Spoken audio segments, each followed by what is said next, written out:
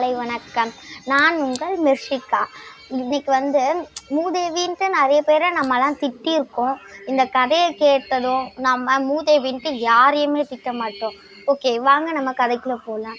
பார்க்கடலில் அசுரர்களுக்கும் தேவர்களுக்கும் சண்டை வரும்போது கடைஞ்சிட்டு இருந்தாங்கல்ல, அப்போ நிறைய பொருட்கள் வெளியே வந்தது.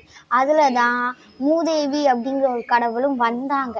அவங்களோட பேர் மூத்த தேவி தான். ஏன்னா லக்ஷ்மி தேவிக்கு முன்னாடியே அவங்க வந்துட்டதால அவங்களோட பேர் மூத்த தேவி. 2 பேரையுமே விஷ்ணு கல்யாணம் பண்ணிக்கிட்டாங்க. ஆனால் லக்ஷ்மியை மட்டும்தான் விஷ்ணு கிட்டேயே வச்சுருப்பாங்க. மூத்த தேவி அப்படிங்கிற கடவுளை வெளியே விட்டுருவாங்க. வெளியே விட்டு அந்த கடவுள் நம்ம வீட்டுக்குள்ளே தீய சக்தியையும் நம்மக்கிட்ட இருக்க கஷ்டத்தையும் இங்கே எடுத்துகிட்டு போனதுக்கு அப்புறமா தான் லக்ஷ்மி தேவி நம்ம வீட்டுக்குள்ளேயே வருவாங்க. மூத்த தேவி அப்படிங்கிற தேவி கையில் தொடப்பமும் முரமும் தான் இருக்கும்.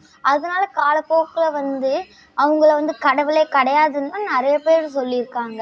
அவங்கள திட்டுறதுக்காக தான் அந்த வேர்டை அவங்க யூஸ் பண்ணுவாங்க. ஆனால் மூத்த தேவி அப்படிங்கிற கடவுள் நம்ம வீட்டுக்கு வந்துட்டு போனதுக்கு அப்புறமா தான் லக்ஷ்மி தேவி நம்ம வீட்டுக்குள்ளேயே வருவாங்க. அதனால் மூதேவி அப்படிங்கிற கடவுளை வணங்குறதுல எந்த ஆட்சேபனமும் இல்லை. அதனால் மூத்த தேவியும் நம்ம ஒரு கடவுளாக தான் வணங்கணும். நன்றி.